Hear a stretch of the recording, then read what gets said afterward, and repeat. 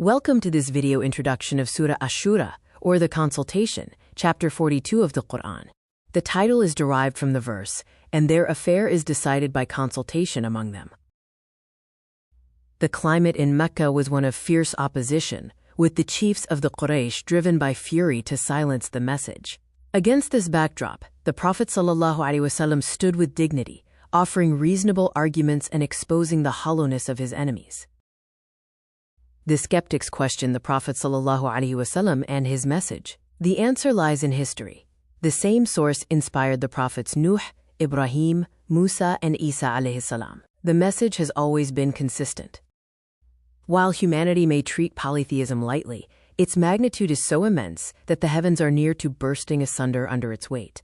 The angels fear the divine wrath might descend upon those who challenge the Creator. Allah granted humanity the capacity for choice, unlike the obedient stars. This gift of will allows for the rejection of guidance or the choice of a wali or guardian who admits them to His special mercy. Allah is the sole legislator. He has natural sovereignty, controlling the universe, and legislative sovereignty, defining right and wrong. Rejecting His law while accepting His creation is a contradiction. No prophet started a new religion. The deen, or system of life, appointed for humanity, has been one from the very beginning. Nuh, Ibrahim, Musa, Isa, and Muhammad ﷺ were all bearers of the same standard, calling humanity to submission. The mission of the prophets was to establish the system, or iqamat ad-din, to enforce and enact the divine order on earth. The goal is for Allah's law to reign supreme, superseding all man-made systems. Religious division or schisms do not arise because the truth is hidden. They arise after knowledge has come, due to bagayam bainahum, transgression, ego, and self-interest, fragmenting the truth for personal power.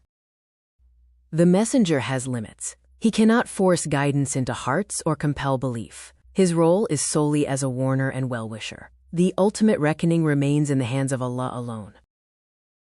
The opposition hoped the Prophet ﷺ would compromise and accommodate their ignorance and ancestral customs. However, the decree allows for no modification. Mixing divine truth with human error would corrupt the very cure for humanity.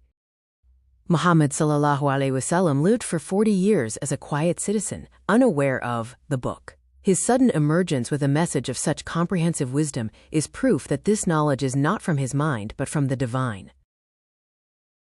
Allah communicates His will to the chosen prophets through specific means: inspiration, behind a veil, or by a messenger, which is an angel.